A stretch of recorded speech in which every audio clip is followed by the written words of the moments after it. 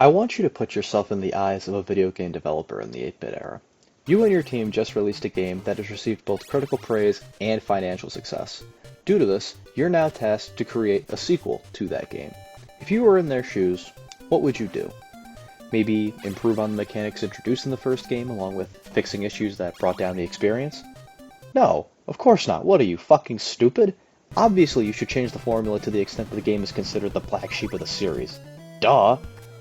For real though, why did this happen multiple times during this era? Mario and Zelda famously, or infamously, depending on who you ask, did it with their sequels too. I guess the developers didn't want those types of games to get stale? Strange, considering every one of those series I just mentioned would go back to their roots for the third games, and each one of them got immense praise. Just an odd trend if you ask me. Either way, on August 28, 1987, Castlevania II Simon's Quest would be released in Japan for the Famicom Disk System. It would make its way over to the US on December 1st, 1988, and Europe once again had to wait, being released on April 27, 1990. Hitoshi Akamatsu was back in the designer role once again, and Satoe Terashima returned to help compose the soundtrack, along with newcomers Kenichi Matsubara and Koji Murata. One interesting thing I did find about this game is that it was supposedly inspired by Maze of Gallius, a non-linear adventure game released for MSX computers in 1987. I guess Mr. Akamatsu saw Maze of Gallius and really liked the idea of making Castlevania more open-ended. An interesting concept. In execution? Oh... let's talk about the story first before we get there. 7 years prior to this game, Simon Belmont seemingly defeated Dracula for good. However, as Dracula died, he placed a curse on Simon, unbeknownst to him. Slowly over the next 7 years, the wounds Simon suffered would only get more painful. Eventually, a young woman informed Simon of the curse. How she knew of it, I have no idea, and the only way to vanquish it was to collect the 5 pieces of Dracula scattered across 5 different mansions, and defeat Dracula once again. Simon takes up the vampire killers not only save the land from Dracula's minions that are conveniently appearing again, but save himself from the curse. It's not a terribly deep story, but I think it's a bit of an improvement over Dracula's being a dickhead, go stop him. Unfortunately, a lot of this comes from the manual again. I mean, there is a text box that appears if you leave the title screen running, but it doesn't explain anything at all really related to the plot, to the point where you really have to wonder why it's even there in the first place. Still, I'd say overall, it's at least an improvement. Alright, well, I guess it's time to get to the gameplay now. As I alluded to earlier, this game is pretty different compared to the original Castlevania. I mean, fundamentally, there are still some similarities, though. You're still going around whipping enemies with the vampire killer, and now it can be upgraded 4 times, whereas last game you only got 2 upgrades. You don't get these from finding them in candles, though. You purchase them from the merchants that are scattered through various towns in this game. There are also still sub-weapons at your disposal to help you take care of Dracula's goons like last time. The only ones that return as actual sub-weapons, though, are the dagger and the holy water. The cross is also in this game, but it's only an item that's used to get to the last area of the game and nothing more. Also, the cross and the holy water have their actual nicknames now in the US, so rejoice! No more religious censorship. The dagger is almost as useless as before, even with the upgrades you get with it as you progress through the game. Like, did we really need this to return over the ash of the stopwatch? Jesus. Keyword though I say is almost, because the gold dagger smokes any of the bosses in this game. It's kind of insane how powerful it is using it against these bosses. I mean, they go down so fast. The holy water is now goddamn essential to get through this game too. It uses no hearts, and it is able to reveal fake floors and blocks which are plastered everywhere in this game. With the axe and the stopwatch not being here, we have some new sub-weapons to play with. There's the diamond, which bounces across the screen for a little bit, and that's kind of it. I swear though, it's almost impossible to hit anything with this weapon, and even if you do, good luck hitting it enough times for it to die, because it doesn't do a lot of damage really at all. Well, besides that, there's the Mystic Flame, which drops a pillar of fire and does quite a bit of damage, the Laurels, which make you invincible for a short period of time, and the Garlic, which sucks balls. I should have known too, they literally look like a pair of testicles. It's pretty much only used in this game to summon a couple traders for some upgrades, and that's pretty much it. Okay, you can use it as a traditional weapon, but it does like no damage. I never do it when I play this game. And also, it costs money to get the garlic, so why waste a perishable item like this when I have a perfectly functional whip or holy water? It doesn't make sense. Finally, there's the oak stake, and this is pretty much only used to break the orbs that hold Dracula's body parts. I've never tried using it as an actual weapon because it's a one-use item, and like the garlic, it costs 50 hearts to buy again. I'll just use it to stick with the orb breaking, thanks. Staying on the topic of comparing this game to the previous one, I'm also not quite sure how I feel about the look of this game. It by no means looks bad, but I kind of just like the style of the first game more. That could just be because of rose-tinted glasses, to be fair. I mean, it's not like it's a bad-looking game. I personally like the new sprite for Simon with the red armor. I think it looks nice, and some of the new enemies look pretty good as well.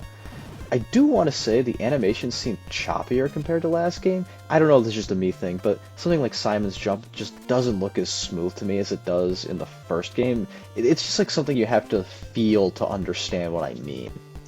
The enemy designs are fine, but you'll notice pretty early on that the same designs for certain enemies get recycled, with the only difference with them being how long it takes to kill them. The actual areas themselves, though, I feel are kind of mixed. Some new areas are very nice looking, while others look pretty dull if you ask me, especially the wooden and mansion areas. Seriously, these kind of just blend together as you go on. There's also some sprite flickering later in the game that looks pretty rough too, but I'd say overall, it's a pretty fine looking NES game. Once again, the soundtrack is pretty solid too. Not as good as the first game in my opinion, but there's still some pretty great tracks. Bloody Tears is a series staple right up there with Vampire Killer as one of the most remixed and recognizable songs in the franchise.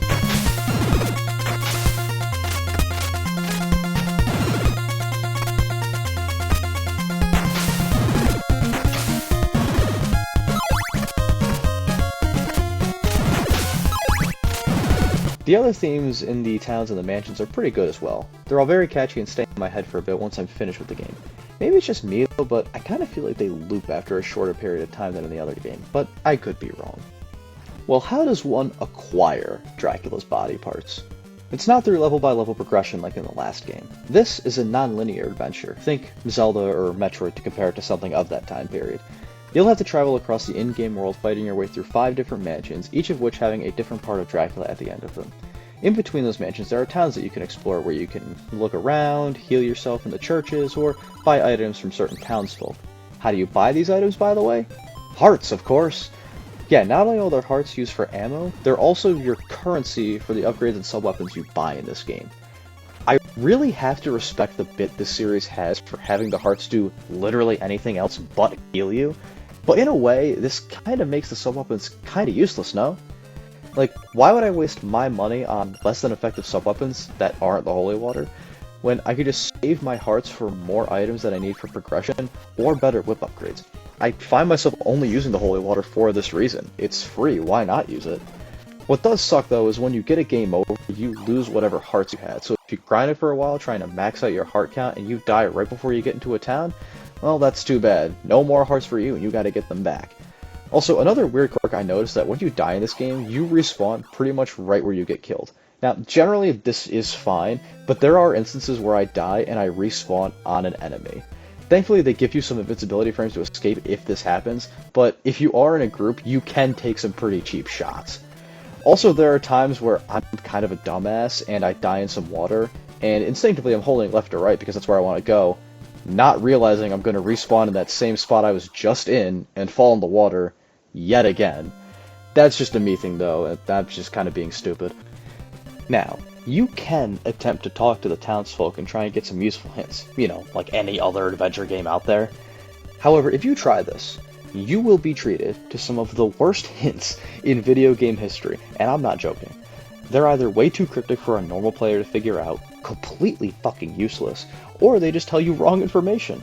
Plus, due to this game's extremely poor localization, there's not only some bad mistranslations, there are also some really, really glaring typos, like saying something will appear, or saying I possesses a part of Dracula. Truly wonderful stuff. I'll give you some other examples I found off strategywiki.com's guide for this game, which is what I use when I play through. One person says, a potion will destroy the wall of evil, which refers to you being able to destroy certain walls with the holy water. Someone else says, a flame is on top of the 6th tree in Dennis Woods. This is straight up wrong. The Mystic Flame, which is being alluded to here, is actually in Dobby's Path, a completely different area. Another says, a crooked trader is offering bum deals in this town. This was a mistranslation. The Japanese version actually says, in the town, there are sellers who do business in hiding, which refers to the fact that there are certain merchants that hide behind fake walls or fake floors. And I didn't just pick these examples from various points in the game. No. All of these examples I just named are from the very first town you spawn in.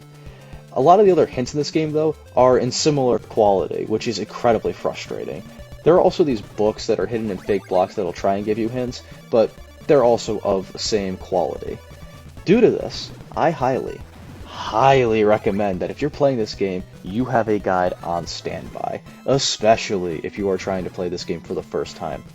It is only with a guide you'll figure out those infamous puzzles, like the ones with the red and blue crystals, or having the ferryman take you down a secret path to one of the mansions by showing him Dracula's heart, or knowing where all those fucking fake blocks are in each mansion that drop you into death traps. Does me or other people that have covered this game spoiling these moments ruin the mystique of figuring it all out on your own? Maybe so, but these aren't fun puzzles if you ask me. This is just a waste of time and a test of patience. Plus, this game is literally almost 40 years old. There's been plenty of time to play the game. I don't feel bad about it at all. Outside of the towns in this game, there are other areas that hold allies of Dracula you have to kill. Now, it's pretty useful to kill them as they drop hearts, but they also give Simon some experience points. Yes, even some RPG elements make their way into Castlevania for the first time. Now, it's nothing deep, you pretty much only get more health for leveling up, but the idea is there at least. Leveling up can also save you in a pinch though, since it refills your health when you do level up.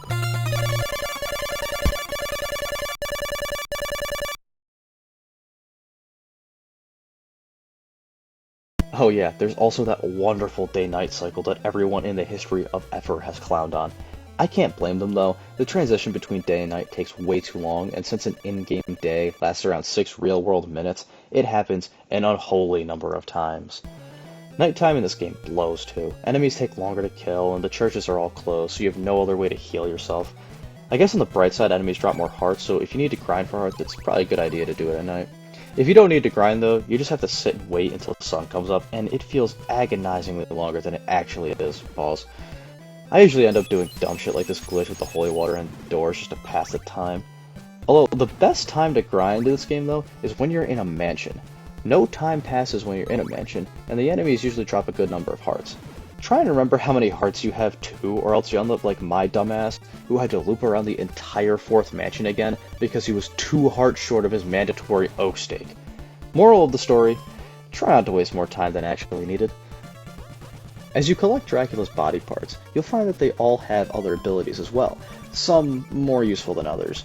Dracula's rib can be used as an effective shield, and Dracula's nail can be used to break destructible blocks. The other 3 though, aren't too great. Like I said earlier, Dracula's heart is only used to go to one of the mansions and that's it. Dracula's eyeball reveals hidden item locations, which might be helpful for a newbie, but if you're using a guide like I suggest, it isn't very useful. Finally, Dracula's ring only breaks down the barrier to the final area of the game, and that's its only use. Originally, Dracula's fangs were going to be in this game as a 6th body part to grab, but this was eventually scrapped. It is still technically in the game, though. It's explained the reason Dracula is able to attack in the final battle is because his fangs are hiding under the pedestal he appears on. You know, speaking of the bosses, there really aren't any in this game. Besides the final fight with Dracula, you only get 2 other boss fights. The new boss Carmilla and the returning Death. And these boss fights suck. They're so laughably easy, and the best part is, you don't really have to kill them. Yeah, if you don't want to fight them, you could just simply skip them entirely. Okay, you can't skip Carmilla. She's the one who has the cross that you need to enter Dracula's castle. But Death is completely optional. If you don't want to fight him, you could just walk under his dumbass both times you go into his room, and that's that. You don't need to kill Death. What's that about? God, how far we've fallen from the fights in the previous game. You know, I haven't really mentioned the difficulty too much throughout this review. I kind of find this game to be a fairly comfortable ride throughout most of it.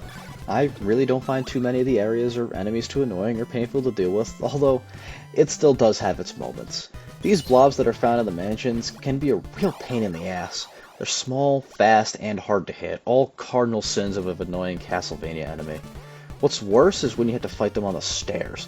Once again, these are awful to fight on as they work the same way as they do in the last game, so you'll probably be taking some pot shots from these little bastards. These spiders that show up in different forest areas can also be annoying since those webs always seem to come from awkward angles. The one area I especially hate in this game is one where you're platforming over this river here. I swear, these jumps are just about pixel perfect, and sometimes your jump just gets gimped. I think it has something to do with if you jump when the platform was rising or not, at least that's what I read in the guide. But it also doesn't help either. Simon still has his stiff-ass controls from before. My hands sweat every time I have to go through this part of the game. It sucks. If I had to guess, most of the challenge was supposed to come from exploring the world on your own, if their definition of challenge was dealing with stupid cryptic bullshit. With a guide though, that all goes out the window. That's not to say this game can't be hard for a first timer, however, if you could beat the first game, then finishing this won't be too much of an issue at all. Well, after collecting all of Dracula's parts, you set off to the ruins of Castlevania from the previous game. From here, they're placed on this altar and Dracula appears once again. Like all the other fights, this is piss easy. Seriously, if you just spam Laurels on the Mystic Flame, he goes down like nothing. Very lame ending, if you ask me. On the topic of endings, there are actually 3 of them in this game. The normal ending says that Simon defeats Dracula, but ends up dying to the curse anyway afterwards. Wait, this is the normal ending? That reads like it would be the bad ending. What's weird is that the bad ending is actually better in my opinion. It basically says that both Simon and Dracula died during the battle, but at least the text says that I'll be remembered as a hero. What's crazy is, in all of my playthroughs of this game that I'd done before this review, I always thought I was getting the bad ending, but no, I was getting the normal ending this whole time. It just reads that negatively. That's insane. The only ending that actually matters here is the good ending, which is where Simon defeats Dracula and is freed of the curse. This is considered the canonical end of the game in the franchise's timeline. Good lord, this is quite the downgrade from the first game. This has quite the reputation for how it's designed, with it generally being rated pretty low among the franchise as a whole. On its own though, even with all the shit I've complained about, I truly think this game is not as terrible as it's made out online. Yes, the open world design could have been better implemented. Yes, the cryptic bullshit makes it virtually impossible to play without a guide. Yes, stuff like the boss fights and some of the area designs took a large step back. In all honesty though, I still can have a good time with this game. Is it my first choice off the shelf? Hell no it isn't. I'd go to almost any other game in the series. But if I'm in the mood for this game for whatever reason, I'll still find some enjoyment out of it. I've stressed it many times already though, and I'll say it again here. The only reason it is possible for me to enjoy this game is because I have a guide with me at all times. Without one, I would absolutely despise this game, and you probably would too. Even with a guide, there are some things that are still simply too painful to deal with. If you're looking to play this game, you should also have a guide on you if you want to have any fun with it. In reality though, if you're playing through the series, you could skip this one for now. Maybe try it out later if you become a fan of the series to see where certain design aspects in the future come from.